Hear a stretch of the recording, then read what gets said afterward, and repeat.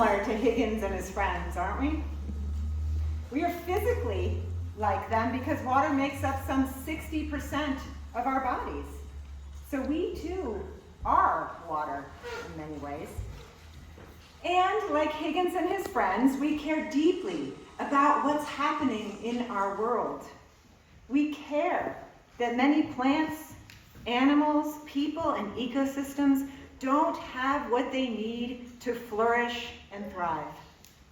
And we too want to do something about it, right? Some of us are like Higgins, idealists and dreamers with ideas and enthusiasm, ready to jump in, but needing others to join us. Others are like Jeremy and me at the beginning of the story, a bit more cynical about our power to make a difference. Or maybe just so overwhelmed by our responsibilities and life challenges that we feel we simply can't help, can't join in. But we're here together this morning, so we've all jumped into this bucket, this UUSM bucket. Isn't it nice to be together in this bucket? I think so. It's so much better than being a lonely droplet at risk of evaporating in the sun and unable to nourish much of anything on our own. In our USM community, our bucket, we help each other learn and grow. We nourish and support each other, tend to our spiritual home, and share our concerns for the world. We need to gather in buckets together. In our hyper-individualistic and materialistic society, it's radical to gather in spiritual community. And it actually increases our health and well-being. Scientific studies repeatedly show that people who actively belong to religious communities have better outcomes, both physically and psychologically, than those who don't. So it's true. Life is better in a bucket with others. We can do things we could never do alone, and it feels great. Yes. And when it doesn't feel great and we feel like crying and stamping our feet, we have others to share it with, right? So this morning's story focused on Higgins and his experience, but let me tell you how it was from my droplets experience. You weren't in the bucket with Garrett and Jeremy. Sure, it looked like we were having a great time in there together, and we were, right? We were, guys, mostly. We laughed and sang and danced and played, and we worked hard too. We were able to do a lot more together than we could ever do on our own. But Jeremy also stepped on my toes, not sure you noticed that. And Garrett's tireless enthusiasm was a little bit exhausting at times. And I don't know if you could tell, but we got a little tired in that bucket, actually. We got a little tired because there were more of us, there were more ideas, and we tried to do more things, which got a little hard to sustain with just the three of us there in that bucket. And with the others who came, or they were hard to organize too, my goodness. So, no offense to Garrett and Jeremy, but I was kind of excited when I overflowed and connected with Kristen, Will, and Sam in a new bucket. I missed my friends, but I made new ones, and I learned more things. And Kristen, Will, and Sam and I had fun in our bucket too. But I also noticed something, having been in both of those buckets. I noticed that in both buckets, all the droplets were trying really hard to do the same kinds of things, trying to bring more love, justice, and compassion into the world. And I wondered if there might be an easier way, a way that could be more effective if we did that together. And then, lo and behold, this great wind came and dumped over our buckets, and we were all together in a flowing, powerful, mighty stream, moving in the same direction, nourishing the land and waters and all who dwell upon and within them. And that was really wonderful, refreshing, energizing, powerful, and life-giving. And that, my friends, is what I invite us to think about today as we begin this new program year here at UUSM, as we hurtle towards a critical national election, and as we think together about the purpose of this religious community and the possibilities for revitalization and efficacy, not only for us here at UUSM, but for all the other people and creatures and ecosystems outside of this community too.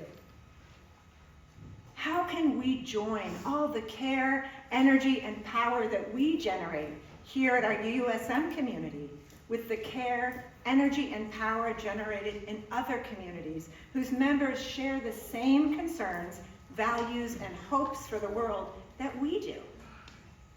Can we expand how we think of ourselves and how we operate so that we aren't only water in a bucket, but also part of a mighty stream?